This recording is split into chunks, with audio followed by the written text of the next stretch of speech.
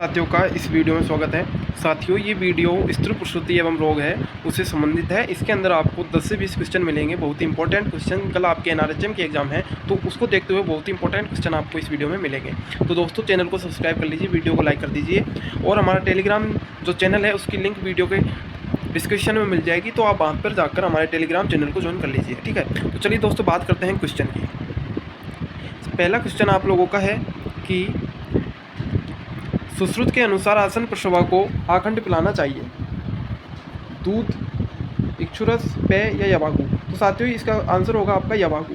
जो सुश्रुत है वो कहते हैं कि आसन प्रसवा, आसन प्रसवा का मतलब हुआ साथियों वह स्त्री जिसका प्रसव होने वाला है या वह स्त्री जो बच्चे को जन्म देने वाली है कुछ ही समय के बाद, तो ऐसी स्त्री को यवागु पिलाते हैं। ठीक है साथियों, इसके बाद में नेक्स्ट क्वेश्चन की बात करते हैं कि बहुगर्भता का कारण है आकाश, वायु, जल और तेज।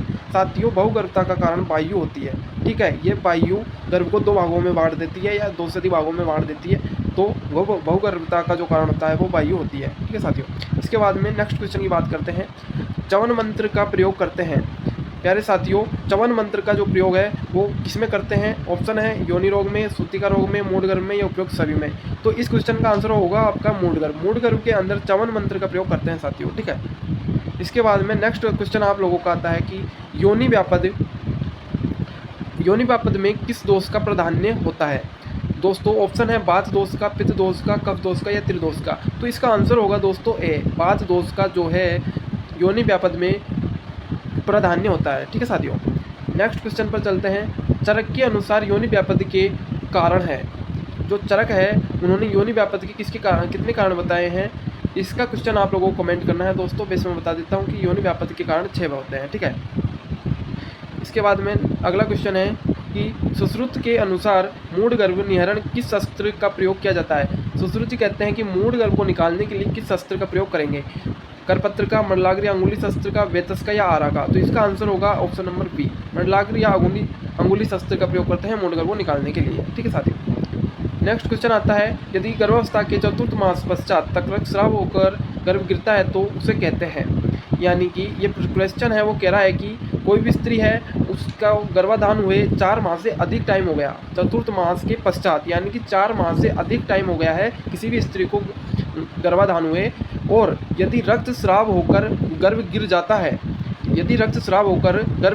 है, तो उसे क्या कहते हैं? ऑप्शन है गर्भस्राव, गर्भपात, सामान्य प्रसव या इनमें से कोई नहीं। तो दोस्तों, ऐसी स्थिति में यदि 4th मास के बाद में यदि रक्तस्राव होकर गर्भ गिरता है तो उसे गर्भपात कहते हैं। ठीक है साथियों, नेक्स्ट क्वेश्चन है यदि गर्भावस्था के 4th मास तक रक्तस्राव होकर गर्भ गिरता है तो उसे क्या कहते हैं? दोस्तों, यदि रक्तस्राव 4th मास के बाद में होता है तो उसे गर्भपात कहते हैं, लेकिन 4th मास के पहले यदि रक्तस्राव हो जाता है, गर्भ गिर जाता है तो उसे गर्भस्राव कहते हैं दोस्तों, उसे गर्भपात नहीं कहेंगे।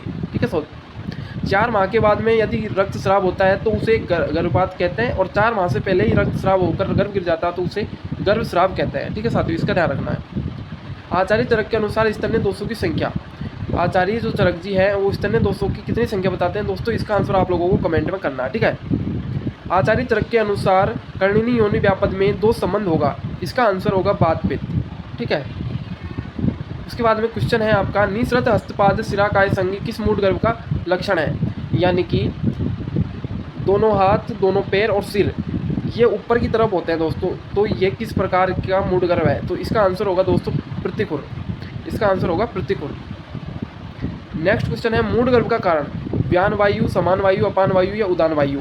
आप सभी लोग जानते हैं कि मूढ़ गर्भ का जो कारण होता है वो अपान वायु होती है। ठीक है, ऑप्शन नंबर सी। काश्यप ने दुष्प्रजाताओं के रोग माने हैं। दोस्तों, काश्यप जी ने दुष्प्रजाताओं के 64 रोग माने हैं। ठीक है, नेक्स्ट क्वेश्चन आता है चीरवे यवागु का प्रयोग गर्भिणी को किस मास में करते हैं? 3य मास में, 4th मास में, 6ठ मास में या 8ठ मास में? इसका आंसर होगा 8ठ मास। 8ठ मास के अंदर यवागु व चीर का प्रयोग करते हैं। योनि व्यापद रोगों में प्रथम किस दोष की चिकित्सा की जानी चाहिए? दोस्तों, योनि व्यापद रोग है उनमें सर्वप्रथम किस दोष की चिकित्सा करते हैं? कफ की, वात की, पित्त की या त्रिदोष की? तो दोस्तों, योनि व्यापद रोगों का जो कारण होता है वो वात दोष होता है, तो वात दोष की हम चिकित्सा करेंगे। ठीक है, उसके बाद में आता है कि आचार्य काश्यप ने सूतिका रोग के भेद कितने माने हैं?